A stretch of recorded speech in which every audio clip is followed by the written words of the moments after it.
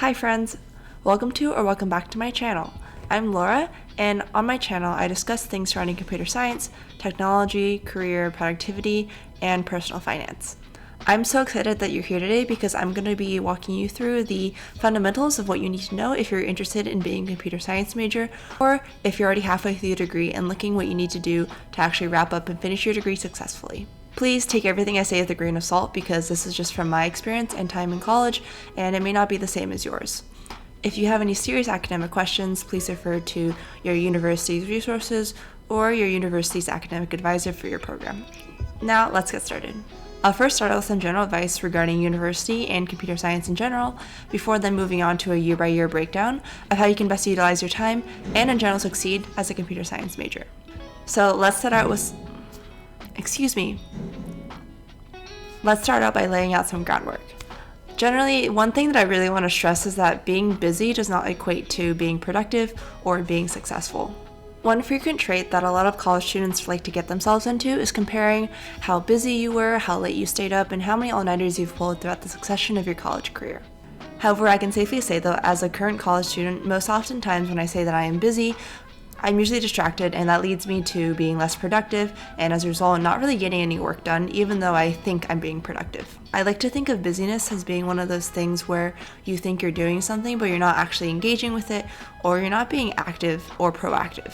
For example, being busy means you want to do everything the hard way, or you're just taking an extraordinarily long time to do something, whereas being productive and efficient can mean you're asking other people, bringing in more resources to really break down that time for you and take shortcuts where you can get them. Now, another common thing that many of you have probably heard about is the college triangle. It breaks down college into three unique parts: your grades, your social life, and your sleep. And the general premise of it is you can only pick two of these things in the triangle. While this is pretty true in terms of general life-work balance, I think in university it's especially hard because you want to prioritize all three parts of your life. As you know, you hear that college is quote-unquote the best time of your life, and you're going to meet so many great friends, and it's also really important because it's kind of the baseline of how you get your next job. Hence why it can be difficult to really key into all three of these aspects, and as a result, creates the dilemma of only having to choose two. I would say that it would be great to focus on two of these, and then when you have extra time or extra energy, spend your time on the third. Something else that's also really important in the university experience is trying to find one or two clubs that you really want to engage with, because this will help you find like-minded people and also people that you share some interests or hobby with. It'll be easier for you to connect and make friends with these people because you already share something in common with each other, and there's also no awkward ice-breaking period between making small talk and then actually talking about things that you care about. I know that with everything going online, it can be really hard to start out online, but I promise you that when you're in person and on a college campus, university is really a great time to create connections and meet like-minded people that you can really connect with and create bonds with the rest of your life. Of course, friendships don't always last, but again, college is just that time where it's really easy to make friends because everyone's in the same age group, you'll have the same primary interest of furthering your education and getting a degree, or at least hopefully, you're all living on campus in the same relative area. For computer science specifically, I want to throw out two main things. One is that being good at math does not equate to being good at computer science, or vice versa. You can definitely choose math-heavy fields if you want, but there's no direct link between this person is good at math, so this person is good at computer science. They may not be fundamentally different, and some of the concepts that they share may be similar, such as cryptography and number theory, but I promise you that someone who is an applied math major is not necessarily a better programmer or computer scientist than you who is studying computer science. You also don't have to take a boatload of math classes if you don't want to. I think for most colleges you do have to take some form of statistics and elementary calculus, but you can try to bust these out in your early years. Lastly, there are a ton of different career paths that come out of being a computer science major, so please don't get the idea that being a computer science major means you're locked into programming for the rest of your life, or that you're destined to just be a code monkey sitting in a cubicle and hammering away on your keyboard. My next video will be all about the different career paths that are available to you as a CS student, so be on the lookout for that. Alright, so let's move on into freshman year, the year where you're kind of lost and stumbling around campus. I really want to stress that it's okay to not know anything. You don't need to have any background as a computer science major, and you don't really need to have programmed or even know anything about computers to be a computer science major. Moving from being a high school student to being a computer science major was a big stretch for me, and I was honestly really scared going into my freshman year. I knew people that had programming backgrounds, and people in my family also had programming backgrounds, but I never touched a line of code, nor did I really have an interest in doing any sort of programming prior to college. I learned everything that I know in the past 3 years of going to university and interning, so trust me when I say that a lot of the stuff that you are expected to learn, you will learn through your classes or other on-campus experiences or jobs. So here's how you make the most of your freshman year as a computer science major. I think in freshman year, it's really important to learn how to use office hours effectively. In all of your classes, your professor and maybe 1 or 2 teaching assistants, maybe more, will definitely hold office hours, which are basically drop-in hours for you to connect with your professors, teaching assistants, or TAs, get to know them, and also to get help on homework or other in-class exercises. Office hours are really important to help you further your knowledge in a specific topic, get clarity on a topic you may not understand, or get a little bit of help on that homework that you're really struggling with. One major thing that I want to say though is do not use office hours just to sit there and wait for a TA or professor to give you an answer, because that usually won't help. As a TA myself, I've seen this happen multiple times where a lot of students just come in wanting the exact answer, but I promise you that you won't get as much out of it if we just give you the direct answer. A lot of the learning process and how you get better at programming, for example, is by actually doing it and going through the process of where you went wrong and understanding how you can fix that mistake. Another important lesson that I learned my freshman year is that you really shouldn't bother comparing yourself to other people.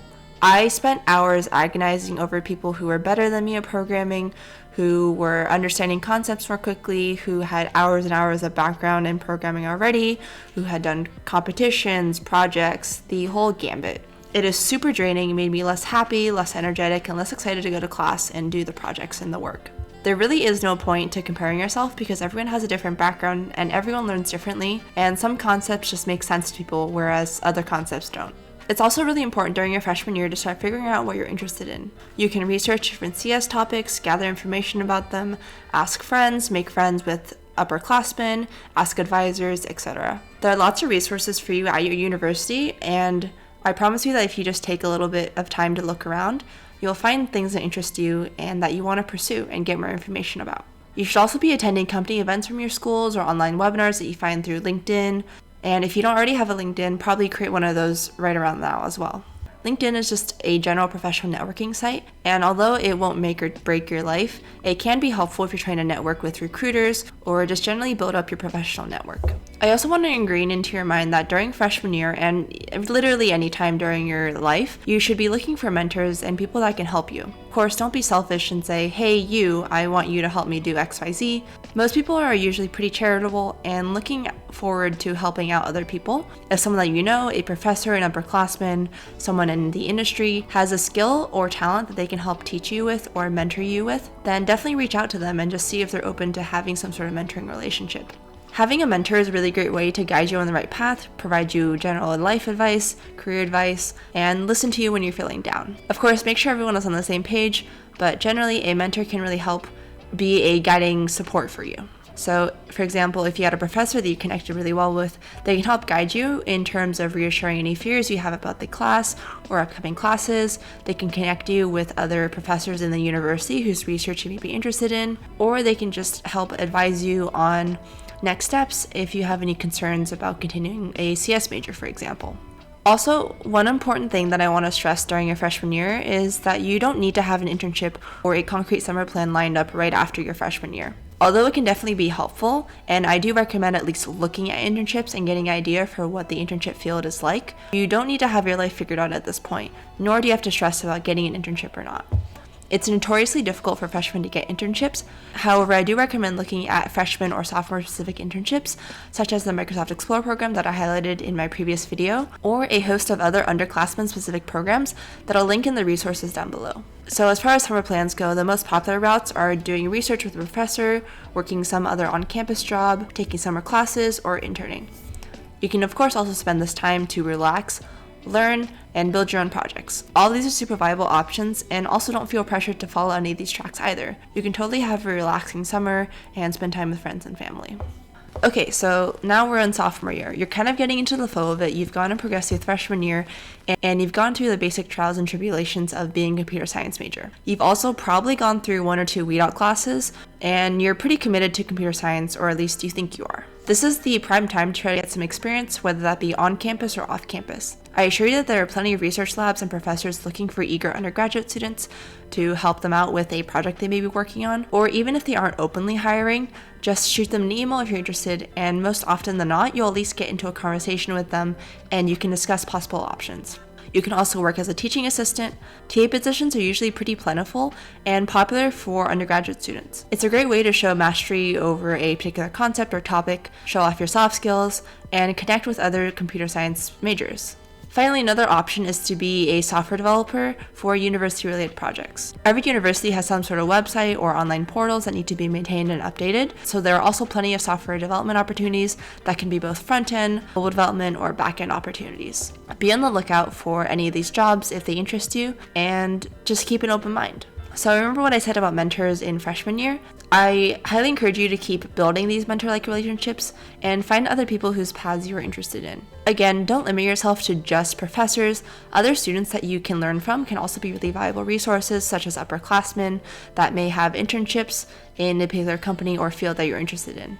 You also want to continue applying for internships during your sophomore year, or start applying if you haven't already. Again, look for underclassmen specific internships for the best shot, but I also encourage you to apply for some of the general software engineering roles, product management roles, whatever interests you, as long as you think you have a genuine passion for these fields and you want to explore them more. I won't hammer it too much over the head here. Lastly, I think something that's really fundamental to your sophomore year is building up your habits. If you didn't have great study habits freshman year, then now's the time to really revamp and think about it. How do you like to work? When do you start homework? What environment works best for you? Are there particular days that you feel better doing homework than not, etc., etc.? I think it's important to get in the habit of saying, okay, Friday is my off day and I won't do work, or if I really feel motivated, I will, but Saturday and Sundays are really the days where I sit down and I grind hard and I do all my work. If that kind of thing works for you, then by all means, go for it. Some people like to push everything off to the weekend. Some people like to push everything to the day of. While I do not highly recommend that idea, and I believe that starting everything as early as possible is probably the best method, if you find something that is giving you good results and it works for you, then by all means, stick with it. Academically, you should be starting to take higher level courses, learning basic data structures and algorithm topics, and also tackling LeetCode questions if you're interested in pursuing a software engineering internship. Although I'm not the biggest fan of LeetCode questions, and I truly don't believe that it's the best way to assess every single person, it is at least one thing that you can start practicing for and preparing for as early as possible. I'll link a curated list of the top LeetCode questions to start practicing, and please do not feel discouraged if you don't know how to do any of them. Work through them slowly, view solutions, view video solutions, and you'll build up your strength on LeetCoding as you move up. So finally, you're at your junior and senior year. The world is at your fingertips. You're finally done with most of your prerequisite classes and maybe a lot of your general education classes as well. As you really inch closer to freedom and adulthood responsibilities, what do you want to do? Freshman and sophomore year should build foundations for you to figure out what your next steps are after graduating, and junior and senior years really build up an action plan and act on those ideas that you've built up. Build up your experiences, your relationships, and your network. Again, if you have a LinkedIn, this is a great way to reach out to people, do informational interviews, and get to know more about the industry. If you have a research position, that's a great way to reach out to other professors if you're thinking about grad school or academia. The more experiences you have, the more well-versed you are, and even if you don't know exactly what you want to do, hopefully you know at least what you don't want to do. One recommendation I have here is reach out to school alumni if you need any help with connections. LinkedIn has a great way for you to connect with school alumni, as most universities have their own LinkedIn page and you can connect with alumni through their People's tab. Of course, don't just go randomly spam school alumni because that'll be really annoying and one way that you definitely won't make a good impression, but school alumni can be really helpful if you need a foot in the door and a way to just simply connect with someone whose career path you're aligned with or interested in. On the topic of interviewing and internships, set up a schedule for interviewing practice and applying for jobs. I know it can be a hassle to submit an application, but the more you get into a regular routine of it, such as submitting an application every Monday, for example, or submitting a batch of applications every Monday, the more consistent you'll get and the more places you'll apply to, and in general, hopefully the more places you hear back from as well. In terms of scheduling interview practice, I think that regular routine is a lot better than trying to cram everything in on one Saturday or the Saturday before your interview. If you do consistent practice 30 minutes a day, for example, over the course of a week, that's going to be 3.5 hours.